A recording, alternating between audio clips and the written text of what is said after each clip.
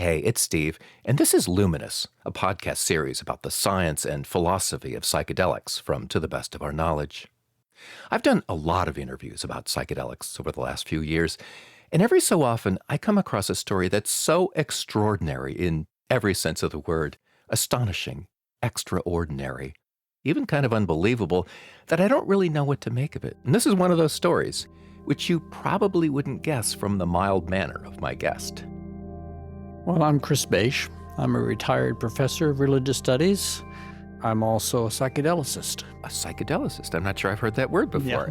Yeah. Well, I'm a psychonaut. I'm an author. I think psychedelics are just extraordinarily important, and they represent a true revolution in Western thought. My life has been lived around that premise. A few years ago, Chris Bache wrote a book called LSD and the Mind of the Universe. It's the story of his 73 high-dose LSD experiences over 20 years. It's truly mind-blowing. Now, I don't usually like to attach warnings to my interviews about psychedelics. I think we all know these drugs are still nearly always illegal, and they can be risky. But in this case, I just have to say, don't do what Chris did. It's just too extreme. But what he has to say about his LSD experiences is absolutely fascinating and provocative. He's making a number of truth claims about the nature of reality, about his ability to transcend every aspect of his personal identity, about entering into the divine, what he calls the infinite creative intelligence of the universe. For a lot of people, this is going to be hard to swallow, but that's for you to decide. And there's one more thing. After his long psychedelic journey with all these high doses of LSD, Chris ends up in a really interesting place. And there's a question he asks: can you have too much transcendence? I hope you enjoy the conversation.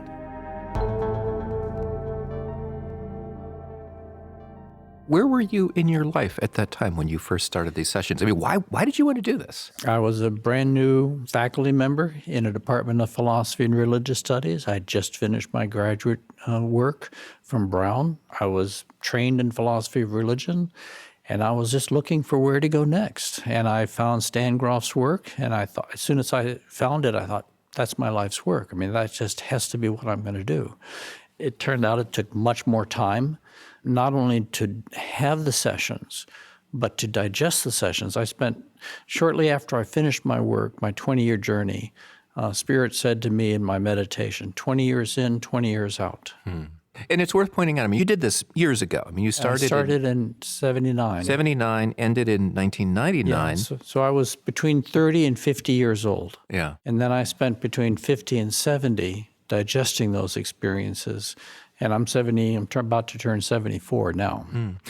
So to state the obvious here, this was all illegal.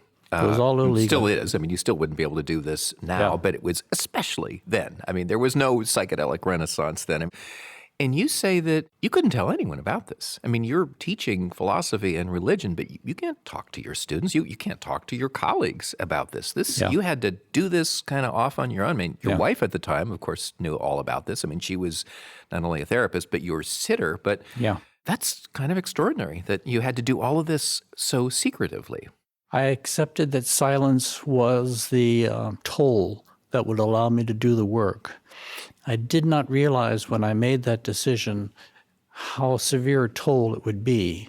What I found over the years was that when you stop yourself from talking about things that are important or things you know, you create fissures that begin to reach from the surface of your conversation deeper and deeper into your psyche. That living in a psychedelic closet is just as damaging as living in any other closet where we have to deny parts of our being. Later in the process, years down the road, I began to experience a kind of a sickness of silence. It's kind of a malaise that comes from having to be silent about things that I have things to talk about. And that's partly why I retired early, to allow me to begin talking about these things. But I'm just trying to get a sense of how you would do this. You'd go off during the day and you'd teach and, interact with your students and your colleagues. And then how did you fit in these very intense experiences into your life? Wherever I was on Saturday morning, however deep into the university I was, on Monday morning, I was with my students and I was doing my job. I had an intellectual companions in the psychedelic community, in the work of Stan Groff and some of the early generation of people. I had a kind of an intellectual dialogue with them always going on in the background of my mind, and then eventually into, actual dialogue and working with Stan and things like this. I just learned to live in two worlds. And actually, I found that my students and the responsibilities to my students and family and children, those are very grounding experiences. They helped me stay grounded. The greatest danger of working with psychedelics is psychic inflation. You can think because you've had an extraordinary experience, you must be an extraordinary person, which is, of course, ridiculous. But it's being grounded in the day-to-day responsibilities that helps you hold your form and to allow those changes to soak into your being. So you don't have to grow a beard, you don't change how you look. All those are just exterior, superficial manifestations. You hold your form. You just internalize these experiences. Fortunately, the work I was doing as a teacher, I got to talk about a lot of the things indirectly. Religious experiences, spiritual experiences, but you never actually talked about your My own experiences. psychedelic experiences. Correct. Yeah. Right. But I did get to talk about many of the experiences in an indirect manner and many of the derivative principles and insights like shunyata, or oneness with the divine, or the primal void, any number of things, but indirectly. Now, you've said these were high-dose LSD experiences. Yeah. We should give some sense of how high a dose. 500 to 600 micrograms, which is right at the body's maximum. You can take more, but you don't get higher. They're at maximum dose. And please, I'd really, really implore people not to do what I did. If I knew then what I know now, I wouldn't do it that way, and I wouldn't do it that way again.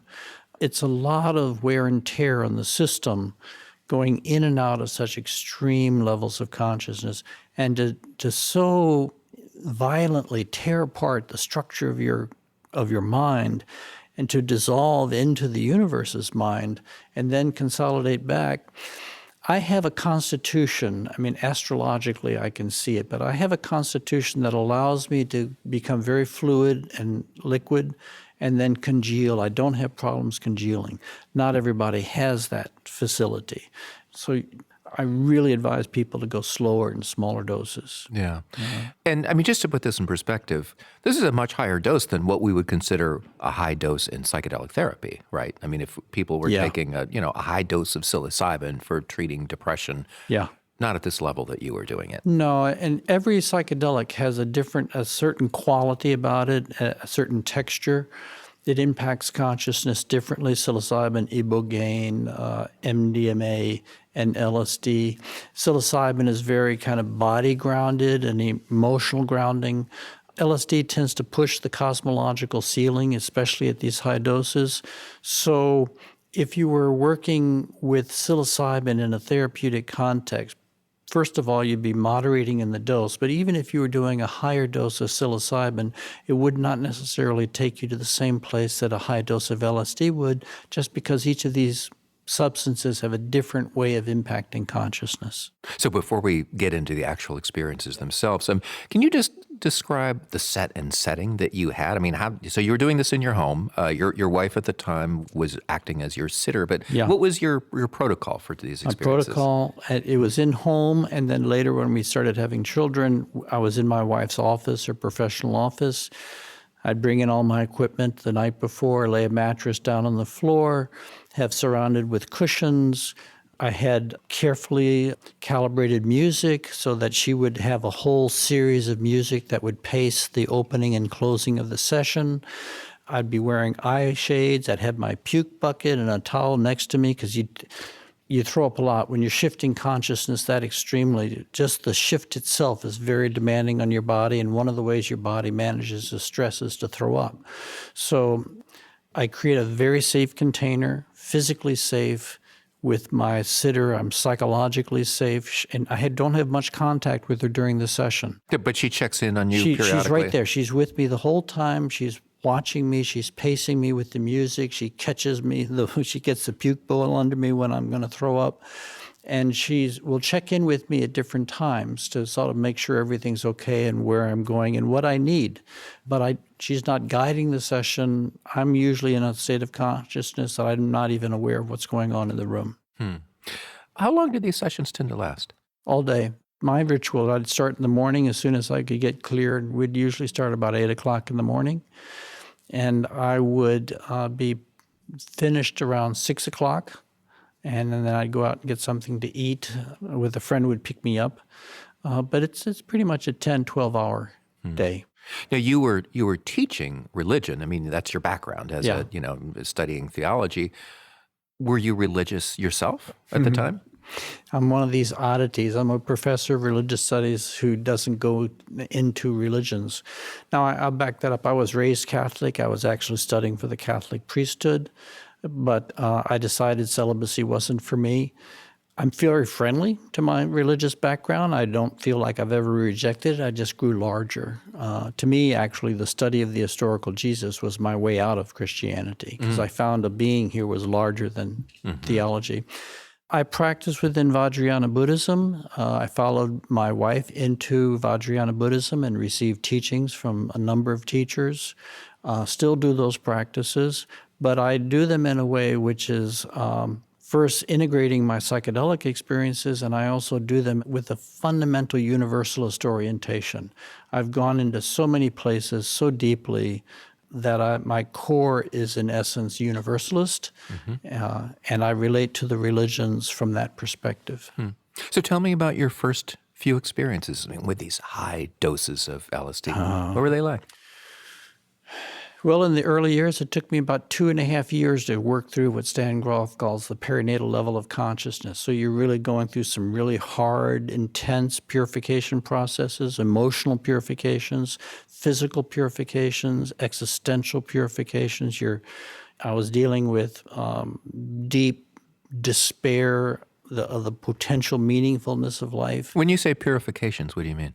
I mean, you have to confront everything about you which is keeping you small. So you have to confront the limits of the identity that you had built for yourself, which is basically based upon your body's experience. So we have a story that we tell ourselves about who we are, where we came from, what we're doing.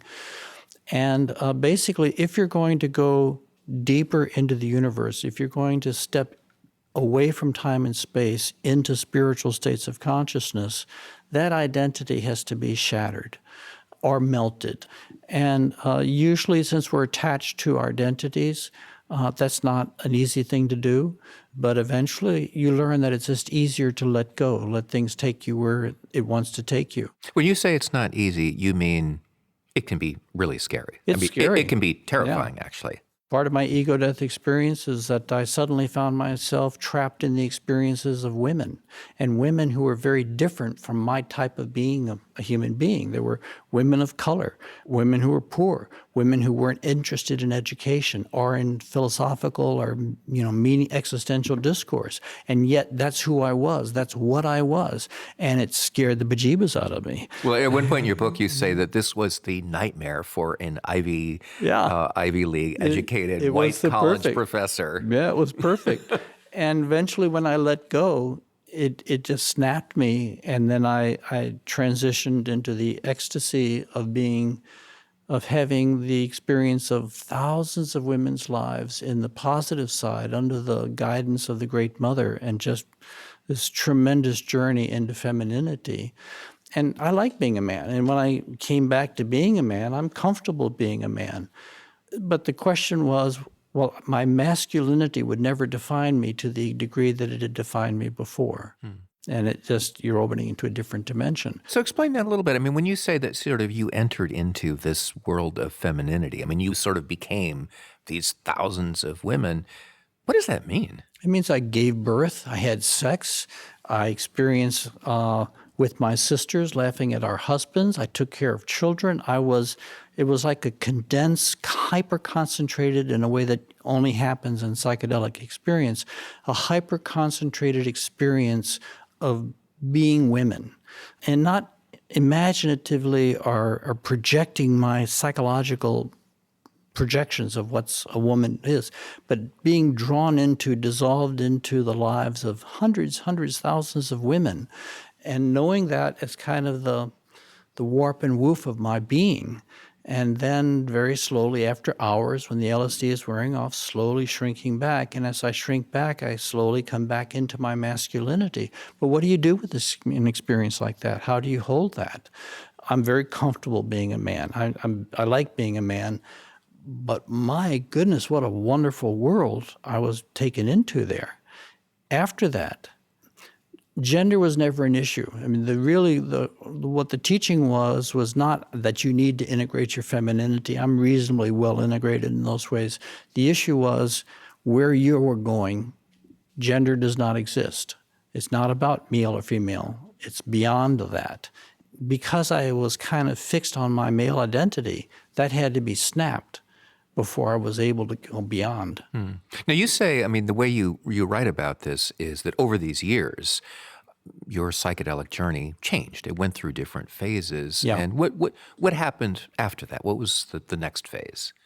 The next phase I went into, in the purifying part of the session, the ocean of suffering, and I just started experiencing terrible, terrible legions of suffering, pain, violence, and every session it got deeper and deeper. Sometimes eventually it became so intense and so extreme, I literally kind of passed out from the extreme suffering. Whose suffering were you experiencing? Thousands of people. First, it was like us being surrounded by a circle of thousands of beings. It was like entering into Dante's Inferno. And in the beginning, it was like I was experiencing something going on around me, but then slowly it began to get into my edges, and then eventually there was no me left separate from it. I became Dante's Inferno. I became this terrible, terrible suffering. What I found over 2 years, I did a year of this in the ocean of suffering. I stopped for 6 years. I started again, and the ocean of suffering picked up exactly then, super intensified me for another year, came to this crescendo. And it was along that way I learned that really what was happening was not about my personal transformation, because this went on too long. There were too many people involved, too many centuries of time. It wasn't about my personal transformation. It was about the transformation of my species. And I began to understand that I was being invited to heal some aspect of the human psyche. On the positive side, when I would submit to this process, I don't think I could have endured it if the entire session was this. But you would go through several hours of this, go into the ecstatic portion, and the first year of the ecstatic portion, I had this series of experiences where I experienced my entire life beginning to end, done. I mean, the whole life simultaneously. And of course, if you do that, you have some insights into what your life is about. I mean, I had a deeper understanding of why my life was structured the way it was, who the people were in my life, and what was the trajectory, what was the purpose and project of my life. After my 6-year hiatus, while the ocean of suffering continued, when I would be spun into ecstasy, I was taken into this deep exercise and cosmology, being taken back to the beginning of creation, being given experiences of what creation feels like from within a spiritual perspective, being given a series of teaching, being taken into oneness. A philosopher's dream come true. When you say you were given these experiences, I mean, are you tapping into some kind of intelligence, some kind of larger consciousness? Where are you in these experiences? I don't know whether I could answer the question, where am I? But I can describe that I always experienced myself in dialogue with or engaging a massive intelligence that was clearly kind of responsible for organizing the sessions, which I wouldn't always understand while I was having it or even after the day. But over the period of months and years, I could see that there was a clear plan in this process. This intelligence never took a definitive form. It never took a deity form or a spirit guide form. And the deeper I went into the universe, the quality of this intelligence changed. And what I came to understand was that consciousness is an infinite ocean of potential, just an infinite ocean of potential. And the mind you drop into that ocean acts as a seed catalyst, and it crystallizes a set of experiences out of that ocean. And as you absorb those experiences and you let them change you, then the mind that you drop into the next session is a different mind, which elicits a different set of experiences from the infinite ocean. The infinite ocean is a living presence. You know, some people would call it God, the divine. Because I have reservations about some of that theological language, I call it the divine, but I call it the mind of the universe. I call it the infinite creative intelligence of the existence. Never took a form, but was always there. And, I mean, on the one hand, was very hard on me, but on the other hand, never pushed me farther than I was able to go. And it always blessed me, it always received me, and it thanked me.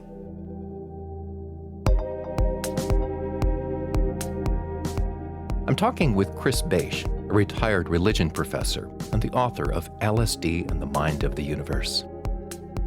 You're listening to Luminous, a series about the philosophy and science of psychedelics. To what extent do you think these experiences, these other dimensions of consciousness that you entered, were some aspect of yourself? No. Myself is not that deep. Well, I mean, you are a religious scholar. You bring all of this learning of spiritual traditions. Presumably, that shaped these experiences in some way. I think it shapes the interpretation of the experience. And that which interests me about religion is the existential questions of why is life the way it is? Why is there so much suffering? Why is it so hard? Where is it going? What's it about? What's existence about? Those questions are the seed catalyst that I took into the infinite intelligence. But there were so many things that happened that I completely wasn't expecting. I didn't even think were possible. There were ideas that were poured into my mind that just had no precedent to, and there was nothing in the literature. All the visions that I had of the birth of the future human and where humanity is going, that wasn't in my awareness at all. You're saying you cannot reduce that to your brain? No, I can't reduce it to my brain. I can't reduce it to my personal unconscious, and I can't reduce it to my soul consciousness. All those are actual, living entities, which I'm comfortable with. But the communion or the dialogue that I was engaged in this journey took me into territory. I mean, there's an experiential quality. When you go outside of space and time, it has a quality which is just immediately intensely obvious that you are in a reality that's far beyond anything that you've known inside Earth's experience. And if my personal unconscious is somehow conditioned by my physical experience and my fantasy and whatnot, all those fantasies, all those teachings, those have to be purified. As the Cloud of Unknowing, the author said, if you want to know the divine, you must first lose everything you've ever been taught about God. Mm-hmm. All of our perceptions, all of our concepts, they have to be scrubbed out of you if you're going to be able to take in the reality, which is bigger than we've ever imagined, larger, deeper, with an intention beyond what we've imagined. And this just doesn't make sense for me to understand it. You mentioned that you went beyond space and time, and the way that you write about this is there was this whole period of probably going for a number of sessions, maybe some years, where you entered what you call deep time. Yeah. Can you explain what that is? Well, usually people often talk about, there's linear time, and then outside of that there is eternity or timelessness. And that's kind of what I had walked in with. But the experience of timelessness or eternity is a distinct experience. But between linear time and timelessness, I found that there are many modalities of temporal consciousness. You can experience, as I did, my entire life, say 100 years, as a simultaneous moment in time. All those time moments simultaneously present. Later, when I went into the evolution of the species, I was fed experiences of tens of thousands of years that took place over a half an hour. You're saying sort of past, present, and future are all there simultaneously? I've thought about this a lot. I'm not sure what the metaphysics of it would be. The way I think of it is that the universe is a multi-dimensional phenomenon, and that time, linear time, only exists within a certain level of that. And there are multiple modalities of time. And I became convinced that I was experiencing time from the way that the universe experiences its time within itself, that it is not bound by linear time.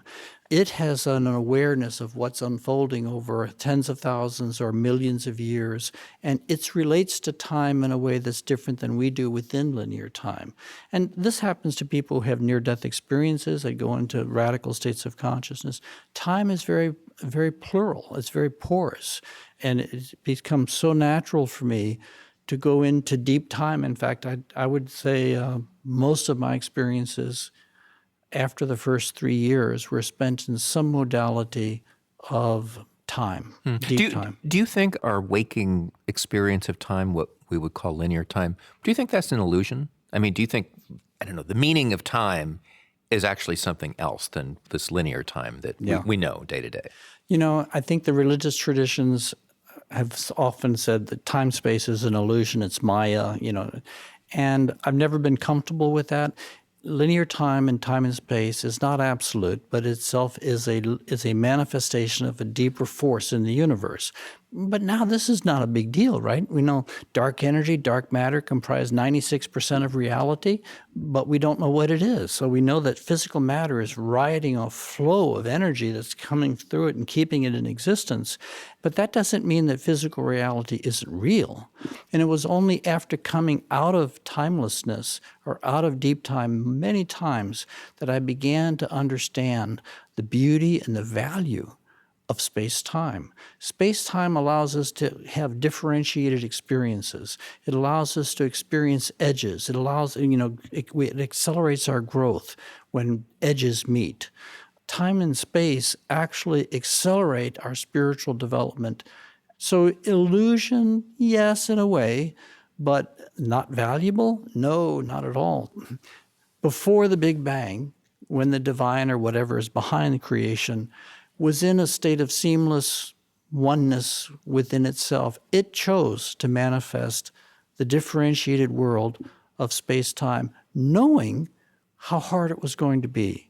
The creation of galaxies, the creation of planets, the creation of ecosystems, creation of living forms, the creation of self-aware life forms that would be evolving and evolving for thousands of years. It knew how much suffering it was unleashing on the world.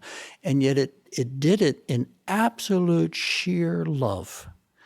And when you experience the love that's behind creation, to understand what's going on, you have to think very, very deep, to see the compassion in existence, to see the wisdom, to see the genius of it. You have to look way, way beyond 100 years, 1,000 years. You have to look very, very deep. And my experience is if you make yourself available, the universe will take you in and it will show you what's going on. It will initiate you into the love and into its project so that you can become a more conscious participant in the evolutionary process. It is interested in sharing its knowledge with us. Chris, I mean, this is extraordinary. I mean, what you're describing. I mean, this whole psychedelic journey over 20 years and 73 high-dose sessions. I mean, wow. There is another piece of this. As I was reading your book, it sounded so difficult. I mean, the intensity of these experiences. I mean, I sort of had a couple of reactions. I mean, especially when things were so difficult, when you went through that period of the ocean of suffering. Yeah.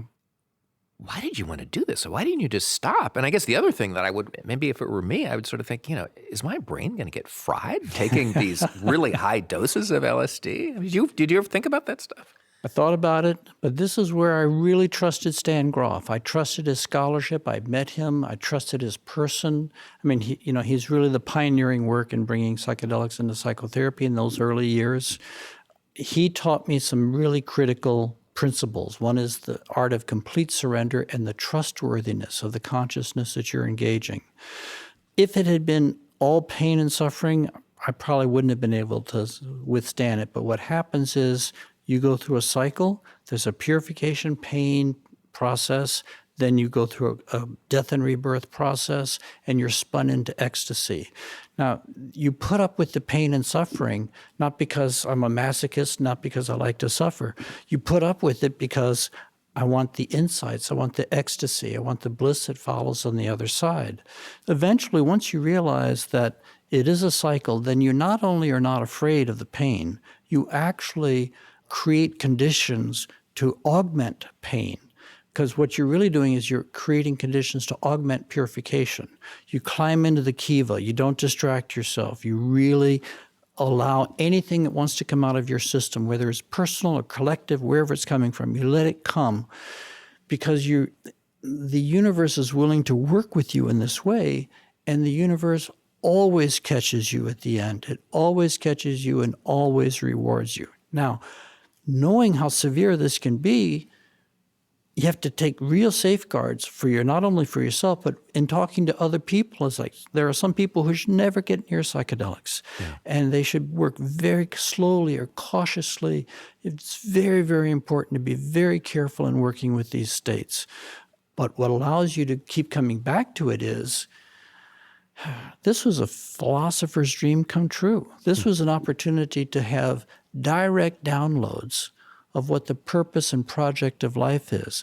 And I often wished I had a PhD in physics and astronomy, because then it could have showed me so much more in those areas that I would like to know.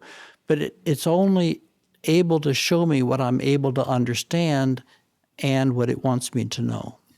Why did you stop after your 73 high-dose sessions of LSD after 20 years? I stopped for two reasons. First, I stopped primarily because the consciousness that I was engaging basically drew our work to a close. It sort of showed me that the time was come to stop. From my side, I stopped for two reasons. One was pain.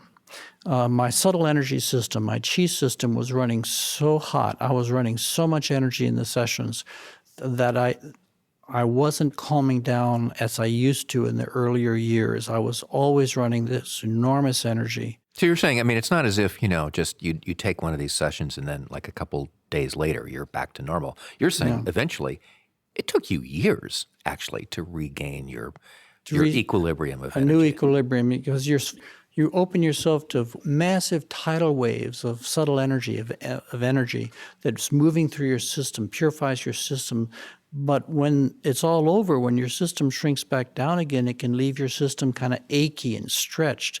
But you're also running energy. Once you make contact with a level of reality, it's like a filament of that reality is connected to you 24/7 for the rest of your life.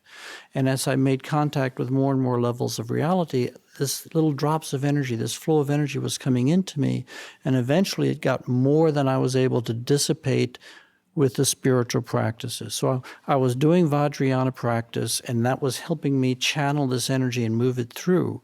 But eventually the sessions were so intense, and the energy was so intense that I was always uncomfortable in my body, and I knew it was time to let the system calm down. And you said there was a second reason then. Second reason was sadness. It was the sadness of coming out of deep immersion into the crystalline body of the divine. Because once you dissolve into light, once you know the joy and the freedom and the ecstasy of being light, then when you come back out of that, there's a sadness there. After going in and out of those experiences multiple times, it got just so hard to come back into time and space.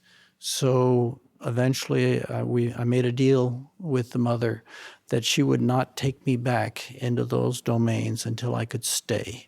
It was just too lonely to come back out of them.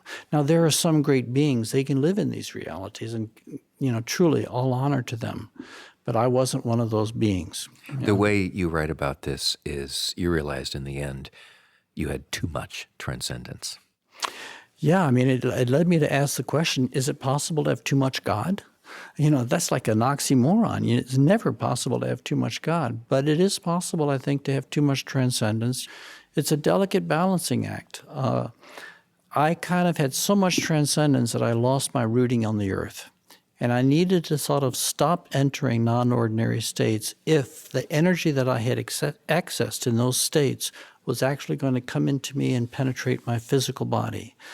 So I had to sit still on my cushion in my life and let those memories and the energies that I accessed in those hours soak into my physical being. Well, I can imagine you must have felt like when you were coming back from these extraordinary experiences that ordinary waking life was kind of pale by comparison. It does pale in comparison.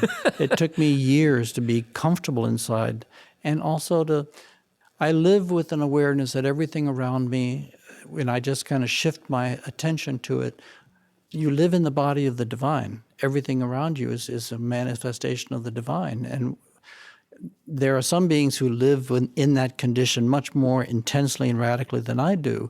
But if you just take a moment to remember, you can remember that everything around you, every being, every plant is actually a manifestation of this unified energy. Yeah, that's worth working for. Do you miss it? Do you miss those encounters with the divine, if that's what they were? In some ways, yes. In some ways, no. Because I know it's waiting for me as soon as I die. And so I get, what's a few years? Not important. A few years, I know where I'm going when I die. I've died many times. I know it's waiting for me. I know I'm loved. We're all loved infinitely by this being, by this intelligence. Truly, I miss it, and there is a longing that never goes away. But it's a longing that I've learned to live with. What reduces the longing, what really gives me joy, is being able to talk about it and share it, because I'm wired as a teacher. I'm supposed to teach, and not being able to teach about this stuff was kind of driving me crazy. But the more I'm able to share and talk with other people about their experiences and share these things, the more comfortable I am within my own being, and it actually allows those experiences to sort of take up more permanent residence inside my being. That is a wonderful place to leave it. Thank you. Thank you very much, Steve. Chris Bache is Professor Emeritus of Philosophy and Religious Studies at Youngstown State University, where he taught for more than 30 years. His book is called LSD and the Mind of the Universe. You're listening to Luminous, our series about psychedelics from To the Best of Our Knowledge. You'll find more interviews on the science and philosophy of psychedelics on our website at ttbook.org/luminous. And I hope you're subscribing to the podcast feed. To the Best of Our Knowledge is produced in Madison, Wisconsin. Joe Hartke is our technical director. Sarah Hopeful did the sound design for this episode. And Mark Rickers is our digital producer. I'm Steve Paulson. Thanks for listening.